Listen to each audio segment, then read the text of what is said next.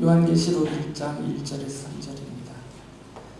이것은 예수 그리스도의 계시입니다. 이 계시는 곧 일어나야 할 일들을 그 종들에게 보이시려고 하나님께서 그리스도에게 주신 것입니다. 그런데 그리스도께서는 자기의 천사를 보내셔서 자기의 종 요한에게 이것을 알려주셨습니다. 요한은 하나님의 말씀과 예수 그리스도의 증언, 곧 자기가 본 것을 다 증언하였습니다. 이 예언의 말씀을 읽는 사람과 듣는 사람들과 그 안에 기록되어 있는 것을 지키는 사람들은 복이 있습니다. 그때가 가까이 왔기 때문입니다. 사도 요한은 자신이 기록하고 있는 이 요한계시록에 대해서 이것은 예수 그리스도의 계시다라고 말하죠. 가장 먼저 요한계시록 1장 1절 시작할 때 이 사실을 분명하게 밝혔습니다. 이것은 예수 그리스도의 계시입니다. 우리가 계시라는 단어와 또 묵시라는 단어를 이렇게 같이 사용을 합니다. 엄밀하게 구분하기는 쉽지 않습니다. 물론 단어의 차이는 좀 있죠. 이 계시라는 단어는 제가 누차 설명해 드렸듯이 감추어져 있는 것을 드러내어 알려준다라는 그런 어원에서 시작이 된 단어예요. 근데 구약 성경에는 명사형으로 계시라는 단어는 나오지 않습니다. 대신에 묵시라는 단어로 번역된 하주트라는 단어가 나오는데, 그래서 요한계시록이라고도 부르고 요한묵시록이라고도 사람들이 부르죠. 이게 엄밀하게 구분되지는 않습니다. 그런데 계속 살펴봤더니 구약 성경에 묵시라는 우리말 성경에 묵시라고 번역된 이 단어가 쓰여진 그 묵시라는 단어, 하주트라는 단어가 들어간 전체 문맥을 살펴보면 강조점이 조금 차이가 있는 것 같아요. 이건 약간의 차이입니다. 완전히 다른 단어라는 게 아니라 신약 성경에서 계시라는 단어를 쓸 때에는 계시의 주체인 하나님이 계시하신다를 많이 강조를 해요. 문맥상에서. 그래서 하나님이 하시는 계시다, 이것을 강조할 때 계시라는 단어가 많이 쓰여집니다. 그런데 구약 성경에서 묵시라고 번역된 하주트라는 단어는 하나님이 환상이든 말씀이든 기적이든 무엇이든 방법을 사용하셔서 하나님이 하신 그 계시를 받는 사람의 입장에서 내가 하나님의 계시를 받았다라고 말할 때 이 단어를 주로 써요. 좀 수동적인 위치에서 전혀 다른 것이 아니지만 같은 것을 볼 때 신약 성경에서는 하나님이 계시하신다, 이 부분을 강조하고요. 구약 성경에서는 그 하나님의 계시를 내가 받은 것이 이것이다, 이것이 하나님께로부터 내가 받은 계시다, 이것을 강조할 때 하주트라는 단어를 말했습니다. 엄밀하게 구별하기는 어렵지만 강조점, 관점의 차이가 조금 있다라고 보시면 돼요. 물론 이제 학자들은 이 단어에 대한 해석들을 다양하게 많이 하지만 방법적인 측면이 있다, 또 이것을 기록하는 면에서 자기 여러 얘기들 하지만 그거는 학자들의 말이고요. 성경의 문맥을 살펴보면 그런 약간의 관점의 차이가 좀 있어 보입니다. 그리고 요한은 이 책을 기록하면서 물론 편지 형태로 써서 보내줬는데 이것의 근원에 대해서 분명하게 밝힙니다. 지금 자기가 받은 이 예수 그리스도의 계시라고 말하고 있는 요한계시록 1장에서 22장까지 이 전체 내용이 어디로부터 주어져 있는지, 이 그리스도의 계시의 근원이 무엇인지를 그가 분명하게 먼저 선언을 하죠. 요한계시록 1장 1절에 보면 이것을 이렇게 말합니다. 이 계시는 곧 일어나야 할 일들을 그 종들에게 보이시려고 하나님께서 그리스도에게 주신 것입니다. 그런데 그리스도께서는 자기의 천사를 보내셔서 자기의 종 요한에게 이것을 알려주셨습니다. 예수 그리스도의 계시다라고 말한 이 모든 것은, 그리고 자기가 책으로 기록하여 남기고 편지 형태로 보낸 이 모든 것들은 하나님께로부터 온 것이다라고 말을 해요. 사람의 말과 생각이 아니고 또 세상의 이치를 살펴봐서 지어낸 것이 아니라 이 모든 것은 요한계시록 1장부터 22장까지 모든 내용은 다 하나님께서 그 종들에게 알려주시려고 예수 그리스도에게 주셨고, 예수 그리스도가 천사들을 통해서 나 요한을 도구로 사용하셔서 우리에게 주신 것이다라고 분명하게 밝힙니다. 그러니까 요한 내가 지어낸 얘기도 아니고 다른 사도들의 말을 들어서 기록한 것도 아니고 우리 조상들의 이야기를 내가 모아서 편찬한 것이 아니라 이 모든 것은 다 하나님이 직접 주신 것이다라고 말을 하죠. 계시의 근원은 하나님이시다라는 것을 강조합니다. 그 주체가 하나님이시다는 거죠. 그러면서 지금 이 모든 내용은 하나님께서 계획하신 것들을 이제 하나님께서 다 이루어 가실 것인데, 그래서 이것을 곧 일어나야 할 일들이다라고 말을 해요.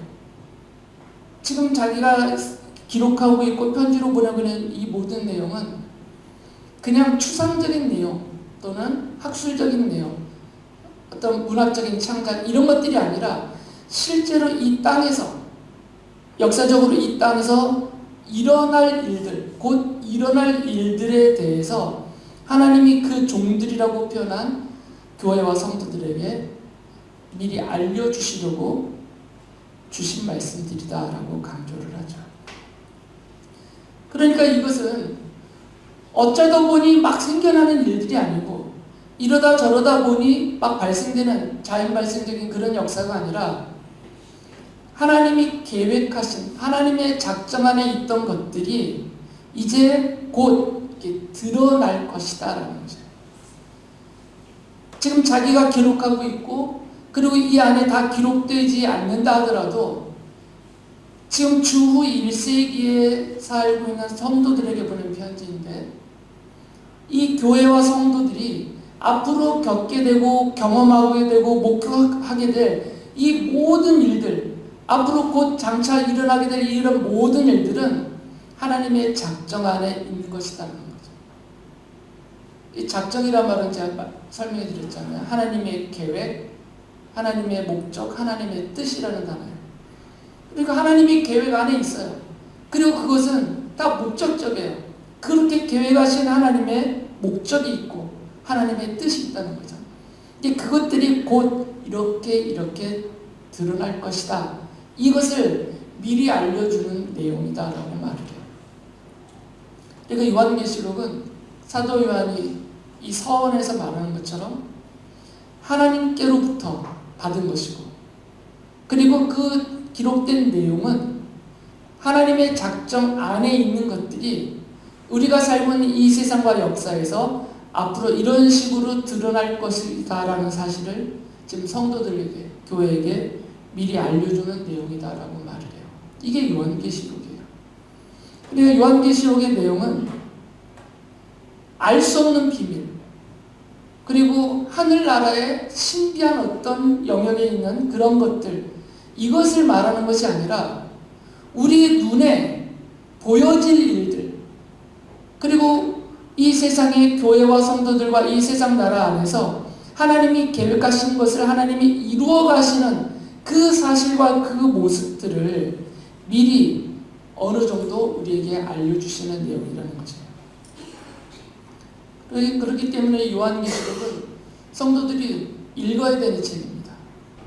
설교자나 학자들에게 독점적으로 꼭 이 사람들을 통해서만 막 해석되고 설명되어져야만 하는 성경이 아니라 그냥 성경으로, 하나님의 기록된 말씀인 성경으로 성도들이 그냥 읽으면 되는 책이에요. 물론 어려운 부분이 있을 수 있습니다. 많은 상징과 비유가 섞여 있기 때문에 그 부분은 도움을 좀 얻으면 돼요.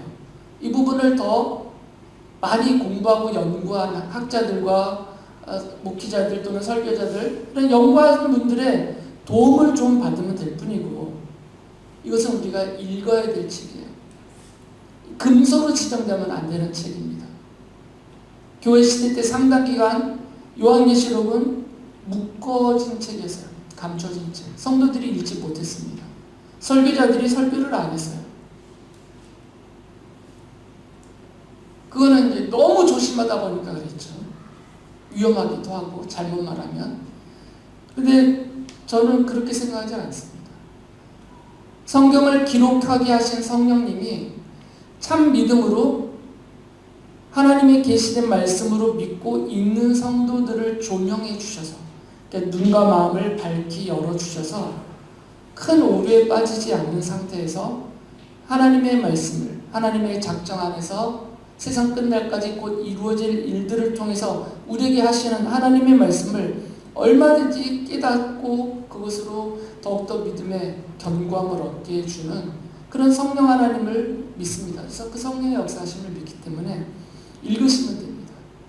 꼭 설교 시간에 들으려 하지 말고, 꼭 풀어 설명해주는 내용만 들으려 하지 말고 먼저 성도님들 개개인이 읽으셔야 돼요. 그 과정에서 제가 어느 정도 준비된 만큼, 연구한 만큼은 도와드릴 겁니다. 그러니까 드리려고만 하지 마시고 여러분이 집에 가셔서 먼저 요한계시록을 계속 읽으세요. 반복해서 읽으시고 또 예배 중에 설명해 드리는 내용을 참고하시면서 그 부분에 도움을 얻으시면 됩니다. 하나님은 요한을 통해서 이 모든 내용을 기록하게 하셨어요. 그 사실을 요한계시록 1장 2절 3절에서 이렇게 말합니다. 요한은 하나님의 말씀과 예수 그리스도의 증언, 곧 자기가 본 것을 다 증언하였습니다. 이 예언의 말씀을 읽는 사람과 듣는 사람들과 그 안에 기록되어 있는 것을 지키는 사람들은 복이 있습니다. 하나님이 기록하게 하셨어요. 그리고 이 기록된 것을 편지 형태로 성도들에게 보내게 하셨고요. 뒤에 다음 주에 말씀드리겠지만 1장 11절에 보면 아시아에 있는 7교회에 이것을 보내라고 하셨어요. 그러니까 요한 개인에게만, 내가 너에게만 이것을 비밀을 알려준다 하신 게 아니라 요한에게 이것을 기록하게 하셔서 대표적인 아시아에 있는 7교회에 편지로 보내라고 하셨고요. 그 보내진 기록된 그 편지를 성도들로 하여금 읽게 하셨다는 거죠.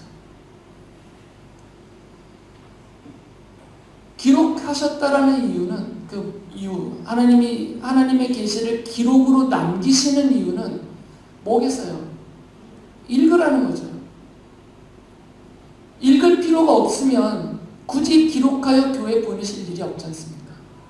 근데 기록하여서 이것을 성경 안에 더욱이 교회가 정경 66권 안에 요한계시록을 함께 하여서 하나님의 거룩한 기록된 말씀으로 완성케 하는 이 모든 일을 주관하신 성령님은 읽게 하기 위해서 쓰셨고 기록하게 하셨다는 거죠. 그러면 읽어야죠. 읽으라고 써주셨으니까 우리는 읽어야 됩니다. 그게 주님의 뜻이니까, 또 우리를 위한 주님의 생각이니까 감사하면서, 정말 고마워하면서 감격하는 마음으로 이런 말씀을 기록하여 주셨군요 하면서 감사하면서 신중하게 읽어야 돼요. 진지하게. 근데 잘 안 읽죠. 그래서 문제가 생깁니다. 본인이 안 읽으니까 성령님의 도우심을 못 받잖아요. 그러니까 자꾸 다른 사람들이 하는 얘기만 듣다가 보니까 잘못될 수도 있습니다. 왜냐면 이것을 말해주는 사람들이 하나님이 아니거든요. 그러니까 의도적으로 잘못되게 말할 수도 있고, 부족하여서 잘못 말할 수도 있고, 어리석은 가운데서 잘못 말해줄 수도 있거든요. 아무리 대학자라고 해도, 그리고 수많은 성도들이 듣고 있는 유명한 설교자라고 해도 하나님은 아니거든요. 참고와 도움이 될 뿐이죠. 그러면 우리는 누구의 말씀을 먼저 들어야 되냐면 이 성경을 기록하게 하신 성령님의 도움을 먼저 받아야 돼요. 도움을 받으려면 읽어야 됩니다. 읽을 때 믿음으로 하나님의 기록된 말씀으로 받으면서 성령님의 도우심을 간청하면서 갈구하면서 읽으면 많이 깨닫게 될 겁니다. 교회와 성도들을 향한 우리 하나님의 계획과 그 뜻을 많이 알아가게 될 것이에요. 그리고 그것은 교회와 성도들에게 신앙적으로 큰 유익이 될 것입니다. 그리고 요한 사도가 첫 시작에서 이것은 예수 그리스도의 계시다라고 말했을 때 이것은 두 가지 측면이 있어요. 첫째는 계시 주체로서 예수 그리스도의 계시다라고 한 말이 있습니다. 그러니까 예수 그리스도가 하신 계시다라는 거예요. 주체죠, 이런 면에서는. 그리고 이 계시의 내용 면에서는 예수 그리스도에 대한 계시다라고 볼 수 있어요. 그러니까 두 가지 측면이 다 있습니다. 계시의 주체라는 측면에서는 예수님이 교회와 성도들을 위해서 해주신 계시다, 이런 의미고요. 그리고 그 해주신 계시의 내용을 살펴봤더니 이것은 예수 그리스도가 세상 창조 전부터 하셨고 또 이 땅에 오셔서 행하셨고 앞으로 하실 것이고 또 앞으로 다시 오시고 영원한 날에서 하실 예수 그리스도가 하신 일과 앞으로 하실 모든 일들에 대한 계시다라고 볼 수 있어요.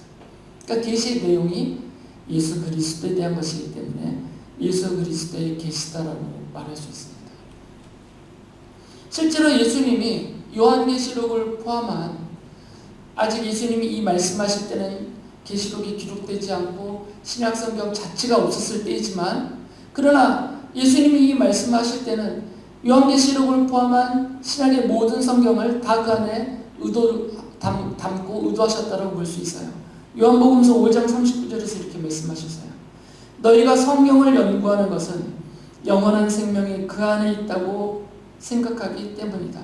성경은 나에 대하여 증언하고 있다.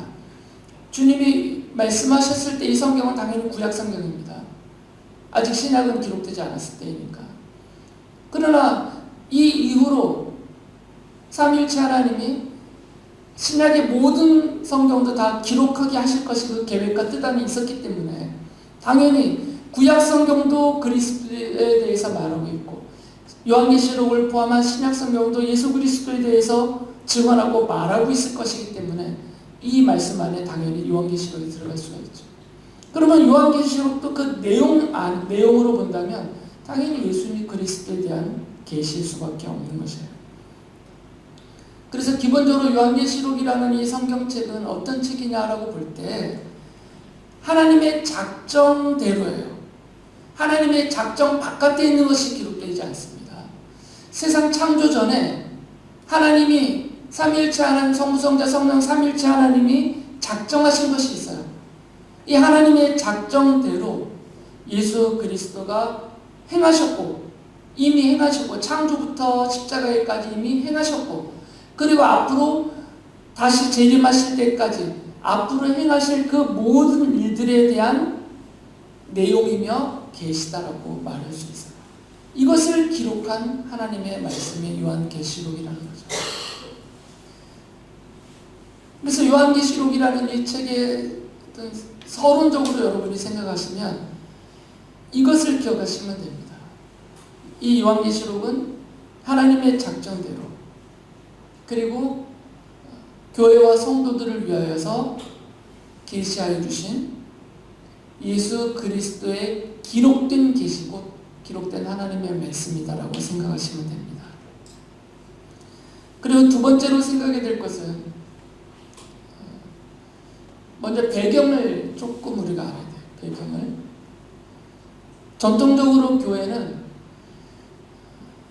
사도 요한이 이 요한계시록을 기록한 시기를 약 주 95년경일 것이다 라고 받아들여 왔어요. 이건 전통적인 것이고요. 정통적인 겁니다. 물론 다른 견해도 있습니다. 더 이른 시기에 기록됐을 것이다 라는 견해도 있고 더 늦은 시기에 요한의 제자들에 의해서 편집됐을 것이다 라고 하는 좀 더 자유주의적인 그런 해석들도 있어요.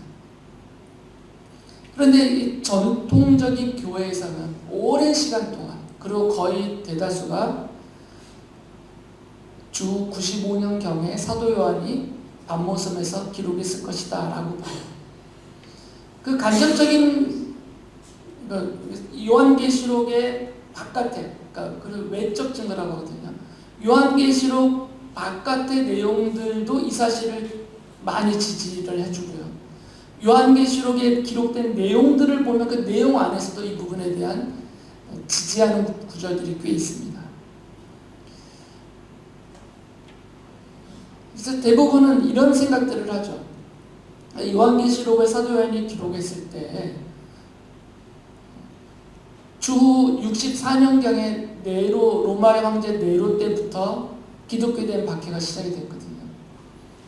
그 네로 황제 때부터 시작된 64년경에 시작된 이 박해가 지금 사도 요한이 살고 있는 시대가 그 도미티아누스 때거든요. 도미티안이라고 하는 이 도미티아누스 황제의 시절이에요.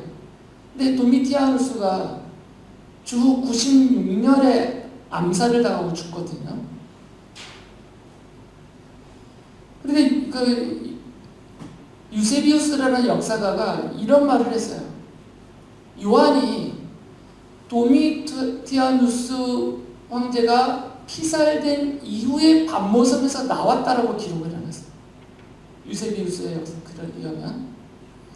그리고 사도 요한의 제자가 폴리카피거든요. 그리고 폴리카피의 제자가 이레니우스예요. 사도 요한의 제자 폴리카, 그의 속제자의 이레니우스, 이분들은 사도 요한이 반모섬에서 이 요한계시록을 기록했다라는 것을 지지를 해요. 그들의 글에 이것들이 언급이 돼요.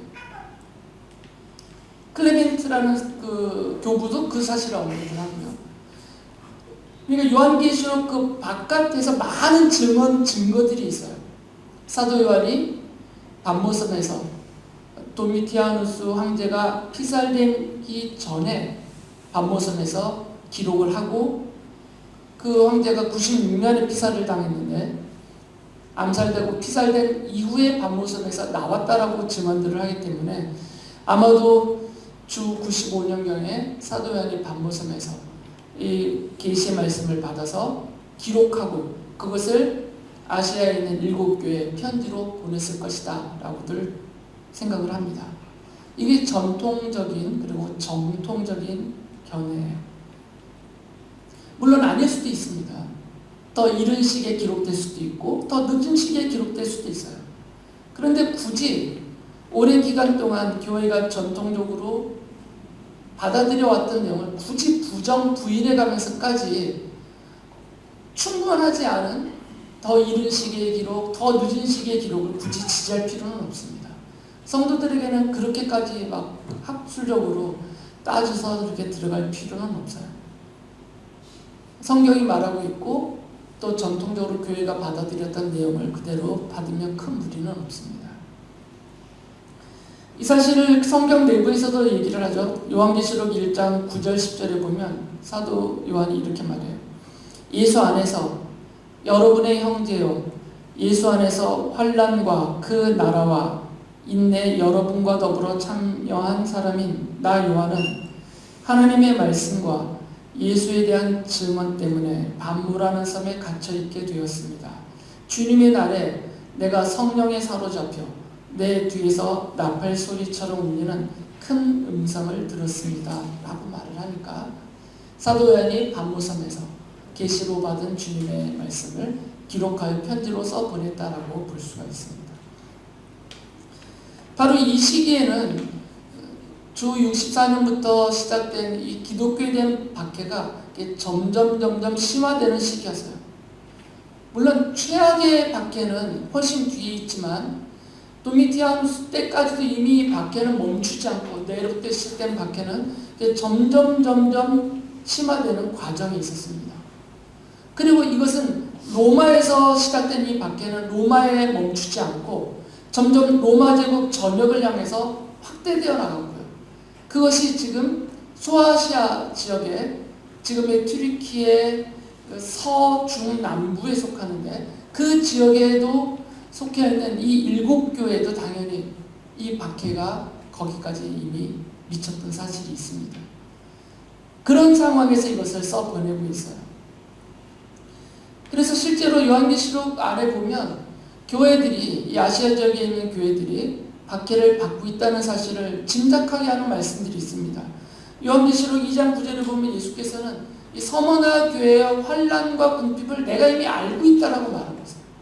이미 서머나 교회가, 이 7교회 중에 하나인 서머나 교회가 당하고 있는 환난, 그로 인한 궁핍, 이것은 당연히 경제적인 시장 경제에 참여하지 못하게 하는 로마 황제의 그 침략 때문일 것인데, 그런 어려움을 겪고 있다는 것을 이미 알고 있습니다. 그래서 요한계시록 2장 10절에서는 이 격려의 말씀을 하세요. 고난당하고 있는 성도들에게, 서문화교회 성도들 중에 일부가 초옥이 될 것이다. 옥에도 갇히게 될 것이고 환난도 당하게 될 것인데, 지금 계속 이 박해가 심화되고 있으니까 두려워하지 말고 충성하고 승리하라 라고 격려의 말씀도 해주세요. 그리고 요한계시록 2장 13절에 보면 7교회 중에 하나인 버가모 교회에, 이분은 지도자겠죠. 안디바라는 성도가 이미 감옥에 갇혔어요. 이 박해 가운데서. 그리고 요한계시록 6장 9절에 보면 많은 성도들이 순교를 당했다라고 말씀하고 있고요. 또 17장 6절에서는 큰 창녀로 비유하고 있는 로마가, 이 로마 제국이 많은 순교자들의 피에 취하여 있다라고 지적을 해요. 그러니까 요한계시록 내용 안에도 이미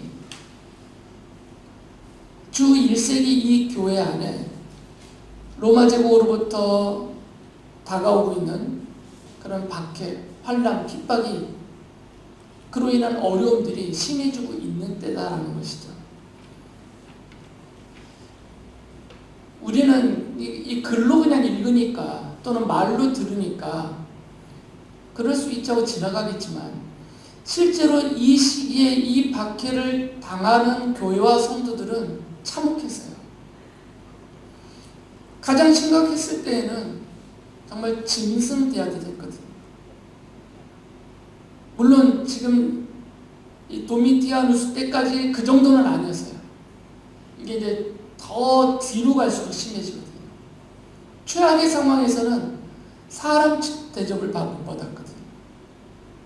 그냥 로마의 귀족, 왕족, 또 시민들을 위한 유흥거리로, 그 유흥거리의 소재거리로 사용된 부품 취급을 당했고요. 로마시의 그 골목길을 밝히는 그 성도들을 몸에 기름을 부어서 불을 붙이면 기름과 몸 안에 있는 기름기가 다 불타 없어질 때까지 골목길을 밝히는 그런 용도로도 사용을 했단 말이에요. 심지어는 교회사에 보면 교회가 받은 고난 박해가 끔찍합니다. 아주 참혹해요. 그러니까 성도들이 많이 힘듭니다. 이 시기에는. 그리고 실제로 사도들의 다른 서신들을 보면 배교자들도 많이 있었어요. 연약해서 교회를 떠나는 사람들이 있고 자기의 신앙을 포기하는 사람들도 많이 있었단 말이죠. 견딜 수 없는 박해이기 때문에요. 저도 장담할 수 없고 여러분도 장담할 수 없습니다. 나는 절대로 내 목이 잘린 한이 있어도 나는 안 그래, 이렇게 장담하면 안 돼요. 고문을 당해보시면, 그리고 이런 핍박을 당해보시면 자신의 연약함은 얼마 가지도 않습니다. 몇 분 내에 그냥 다 드러나기 때문에.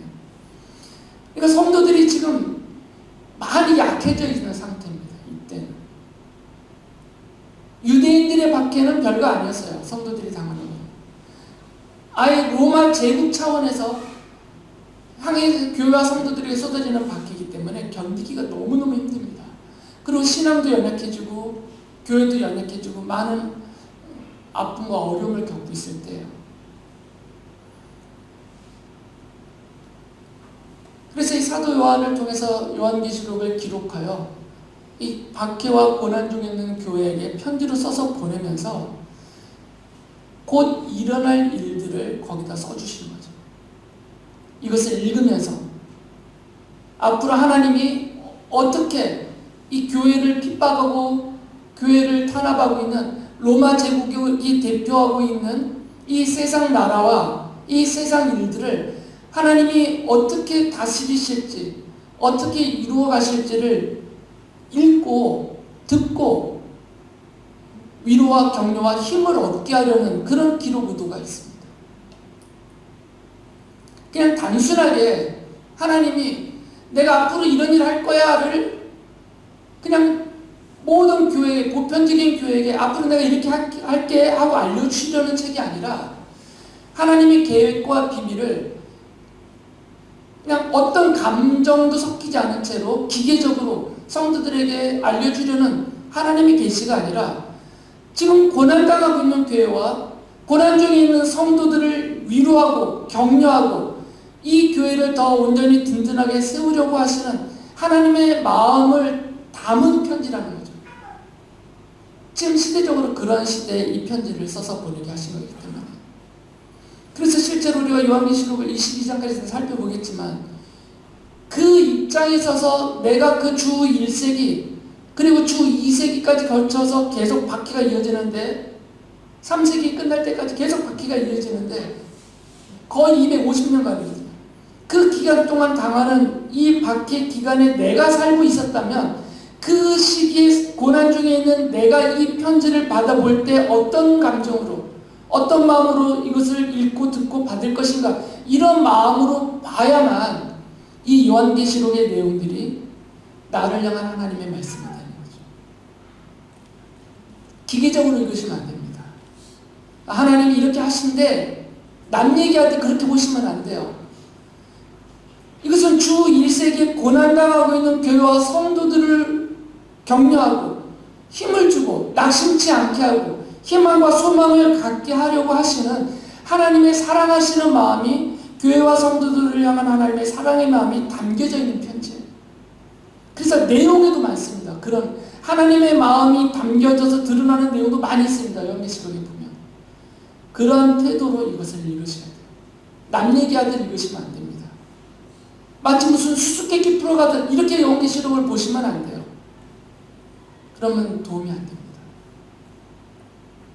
그리고 이분들뿐만 아니라 현실에서도 우리도 고난을 당하거든요. 이분들만큼은 물리적인 고난을 당하지 않더라도 이분들만큼 사회 경제적으로 핍박과 압제를 당하지 않고 있다 하더라도 직접적으로 간접적으로 교회와 성도들은 이 세상에서 환대를 받을 수가 없습니다. 그건 주님이 밝히신 말씀이에요. 나를 미워하기 때문에 너희들도 미워할 것이다 라고 분명히 말씀하시고요. 박해를 당할 것이라고 분명히 말씀하시세요. 그리고 여러 방면에서 고난 중에 있는 성도들이 많습니다. 그런 교회와 성도들에게 소망이 되는 말씀이에요. 그래서 요한계시록은 고난의 시대에 성도들에게 소망을 주는 예수 그리스도의 계시입니다. 그런 관점에서 요한계시록을 읽으셔야 됩니다. 그래서 요한계시록 1장 3절에서 이렇게 말씀하셨어요. 이 예언의 말씀을 읽는 사람과 듣는 사람들과 그 안에 기록되어 있는 것을 지키는 사람들은 복이 있습니다. 그때가 가까이 왔기 때문입니다. 지금 하나님이 계획하신 일들이 곧 일어나기 때문에 가까이 왔다는 표현을 쓴 거예요.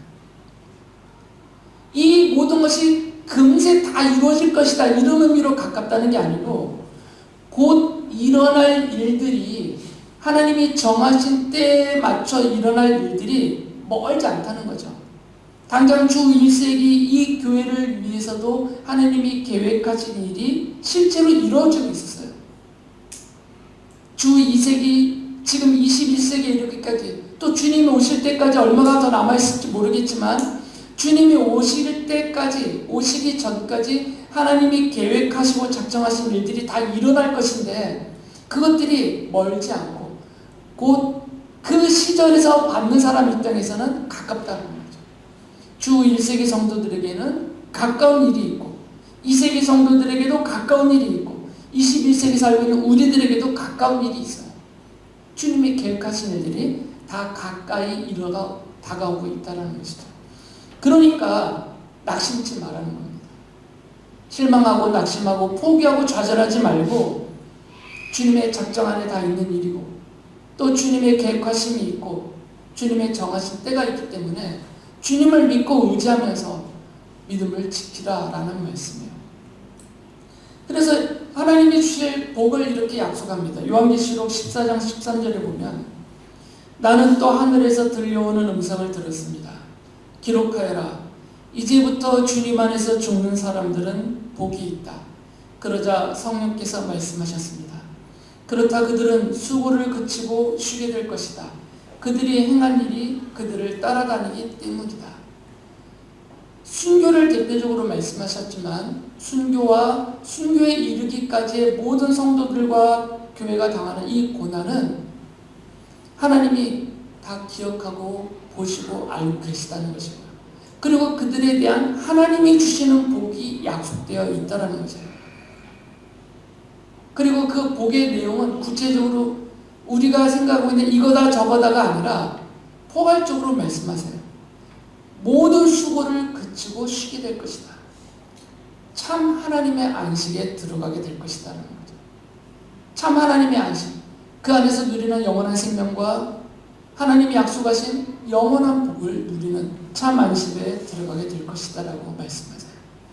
그러면서 그들이 행한 일이 그들을 따라다닌다라고 덧붙인 말씀을 통해서 그러니까 믿음을 지키고 주님을 믿고 의지하면서 어떤 고난과 박해와 시련이 다가오더라도 절대 낙심하거나 포기하지 말고 믿음으로 하나님의 자녀로서 살아가야 된다라는 격려의 말씀을 하세요. 예수님은 직접 이런 약속을 해주셨습니다. 마태복음서 5장 10절에서 12절 보면 의를 위하여 박해를 받은 사람은 복이 있다. 하늘나라가 그들의 것이다.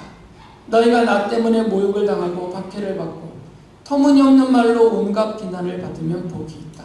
너희는 기뻐하고 즐거워하여라. 하늘에서 받을 너희 상이 크기 때문이다. 너희보다 먼저 온 예언자들도 이와 같이 박해를 받았다. 우리가 현실에서 겪기에는 고통과 고난과 억울함과 슬픔과 아픔이지만 그것은 우리의 겪음일 뿐이고 그 우리가 겪는 고난과 고통의 가치는 하늘의 복이다라는 거죠. 예언자들이 받은 복과 같은 복이라는 것입니다. 그래서 요한계시록은 지난 일과 그리고 앞으로 일어날 모든 일이 하나님의 작정 안에 있다고 말씀하시면서 고난을 당하고 있는 성도들에게 소망을 주는 예수 그리스도의 계시입니다. 요한계시록을 여러분을 위해서 하나님이 요한을 통하여서 기록하여 남겨주셨다라는 감사하는 마음을 가지고 읽고 듣고 이 말씀을 따라 살아가는 그래서 하늘의 복을 누리는 여러분들